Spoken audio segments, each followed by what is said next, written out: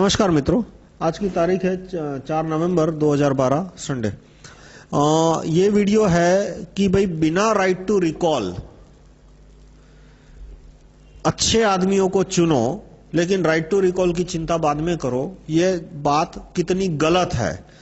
उसके सैकड़ों एग्जाम्पल है, उसमें से एक एग्जाम्पल जो कि रिसेंटली हुआ है, म्युनिसिपैलिटी लेवल का है लेकिन रिसेंटली हुआ है, इसलिए आप उससे रिलेट कर पाओगे।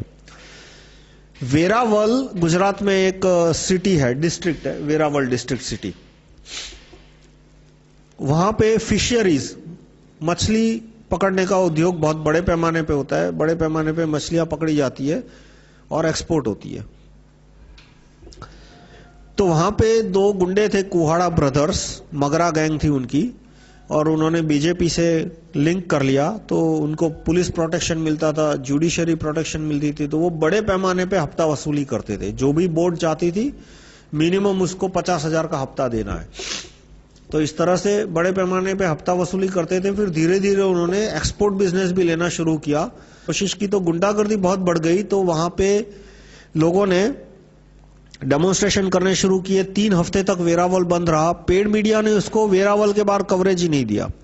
आप किसी अहमदाबाद के आदमी को पूछोगे तो उस आम आदमी को तो उसको पता भी नहीं होगा कि वेरावल में 3 हफ्ते तक बंद रहा था, इतने डेमोन्स्ट्रेशन हुए थे।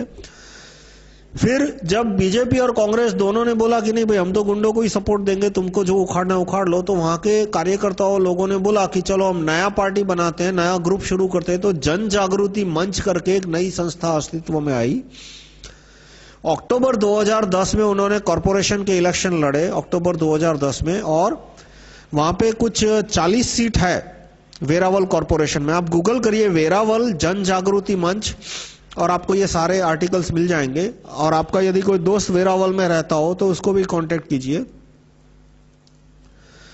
तो उसको 40 में से 21-22 सीट मिल गई, कांग्रेस को सिर्फ 4 सीट मिली, बीजेपी को 12-15 सीट ही मिली। और ये जन जागृति मंच की म्युनिसिपैलिटी की गवर्नमेंट बन गई, मतलब मेयर बन गया और उनकी स्टैंडिंग कमेटी वगैरह बन गई। और फिर लोगों ने सोचा चलो ये एक्सपेरिमेंट हम पूरे गुजरात लेवल पे करेंगे, वो उनको उत्साह और बढ़ा। लेकिन 1 साल बाद 2011 में क्या हुआ, अक्टूबर 2011 में, कि ये जो जन जागृति मंच के कॉर्पोरेटर थे वो बीजेपी में ज्वाइन हो गए। दिया होगा पैसा, बीजेपी ने वो पैसा दिया होगा, या तो उनके खिलाफ सेल्स टैक्स के केस चल रहे होंगे इधर उधर के। बीजेपी गवर्नमेंट ने बोला होगा कि भाई तुम ज्वाइन हो जाओ बीजेपी में और हम तुम्हारे केस वाइंड अप कर लेंगे। एक आध दो को एमएलए बनने के एमएलए के टिकट का लालच दिया होगा वगैरह। तो उन्होंने प्रजा और कार्यकर्ताओं की तो पीठ में, छाती में छुरा ही भोंक दिया। लोगों को बीजेपी और कांग्रेस पसंद नहीं था, इसलिए उन्होंने जन जागृति मंच के लोगों को चुना। और जन जागृति मंच जैसे ही चुने, वो 1 साल के अंदर बीजेपी ज्वाइन कर दिया। तो कांग्रेस ज्वाइन कर देती यदि बीजेपी ने उनको नहीं लिया होता। तो सवाल यह है कि आप व्यक्ति बदलोगे और राइट टू रिकॉल नहीं आएगा, तो जो नए व्यक्ति है उनमें से 70, 80, 90% गिने घंटों में, 6 घंटों में या 6 दिन में करप्ट हो जाएंगे। इसलिए जब तक राइट टू रिकॉल नहीं आता है तब तक व्यक्ति बदलने की बात बेवकूफी है। और वो अनेक बार साबित हो चुका है। 1977 में भी साबित हो चुका कि जयप्रकाश नारायण के कहने पे लोगों ने जो 540 एमपी थे उनमें से 370 को घर बिठा के 370 जितने नए ला दिए, और वो 300 जो जितने फर्स्ट टाइमर थे वो भी सब करप्ट हो गए 6 महीने के अंदर। और अब ये रिपीट करने की बात हो रही है कि अरविंद गांधी कह रहे हैं कि हम नई पार्टी बनाएंगे। बनाओ, पार्टी बनाने में कोई बुरी बात नहीं है। बुरी बात तो इतना ही है कि उन्होंने धोखा दिया, क्योंकि पहले बोला था कि वो पार्टी नहीं बनाएंगे, चुनाव नहीं लड़ेंगे, अब चुनाव लड़ रहे हैं। अब चुनाव लड़ने में कोई बुरी बात नहीं है। भारत में 1200 पार्टियां हैं, एक नई पार्टी आएगी तो कुछ बुरा नहीं होने वाला भारत का। मैं खुद चुनाव लड़ रहा हूं, तो मुझे तो दूसरों को कहने का अधिकार भी नहीं है कि चुनाव मत लड़ो। लड़ो, अच्छी बात है, पर चुनाव लड़ना है तो पहले से बोलना चाहिए कि मैं चुनाव में पार्टी बनाने वाला हूं, मैं चुनाव लड़ने वाला हूं। धोखा नहीं देना चाहिए कि पहले ये कहा कि चुनाव नहीं लड़ूंगा और अब चुनाव लड़ रहे हैं। तो और वो कह रहे हैं कि हमारे 300 आदमी, 400 आदमी हम जो लाएंगे वो नीट एंड क्लीन होंगे, सर्फ के धुले होंगे। चलो ये बात भी मैं मान लेता हूं।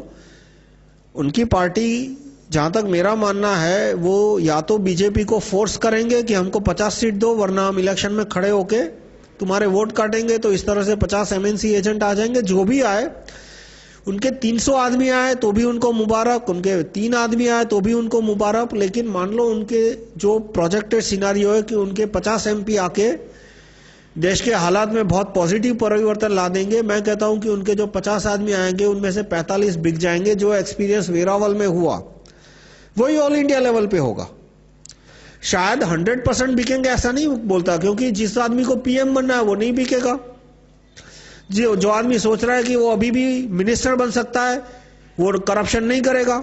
लेकिन जिस आदमी को लगेगा 50 में से 30-40 को ऐसा लगेगा कि ये उनकी जिंदगी का पॉलिटिकल सफर का आखिरी मुकाम है, इससे वो आगे नहीं बढ़ पाएंगे, वो लोग एक के बाद एक बिकने शुरू हो जाएंगे। उनमें से 70-80% बिक जाएंगे, यानी जो नए 50 आदमी चुन के आएंगे उनमें से 70-80% है वो 1-2 हफ्ते में ही बिक जाएंगे। इसलिए मैं एक्टिविस्ट से रिक्वेस्ट करता हूं कि आप ये नए अच्छे आदमी को हम पार्लियामेंट में पहुंचाएंगे और वो नए अच्छे आदमी बिकेंगे नहीं, ये ख्याली पुलाव छोड़ दो। और राइट टू रिकॉल कि जिससे जो चालू आदमी है वो भी, उनकी भी तमीज ठीक हो जाएगी, उनके भी दिमाग ठिकाने आ जाएगा। तो राइट टू रिकॉल के कानून को गैजेट में छपवाने के लिए अपने समय दो, कम से कम इसमें तुम्हारा धोखा नहीं होगा तुम्हें। राइट टू रिकॉल मूवमेंट पास होगी या फेल होगी वो तो भगवान ही तय करेगा। 1925 में चंद्रशेखर आजाद ने कोशिश की, वो फेल हो गए। 1977 में भी कार्यकर्ताओं ने कोशिश की जयप्रकाश नारायण के नेतृत्व में भारत में राइट टू रिकॉल लाने की, वो फेल हो गए। इस बार फेल होने की संभावना कम क्यों है? क्योंकि कार्यकर्ता यदि ड्राफ्ट लेके आगे चलते हैं तो उनके फेल होने की संभावना कम है। लेकिन फेल हो या पास, कम से कम ऐसा नहीं होगा कि तुमने जो समय दिया, तुमने जो पैसे खर्च किए और माल कोई और खा गया। यदि फेल होगा तो भी एक विचार, एक अच्छा ड्राफ्ट हजारों लाखों करोड़ों लोगों तक पहुंचेगा तो उसका कुछ पॉजिटिव नतीजा निकलेगा।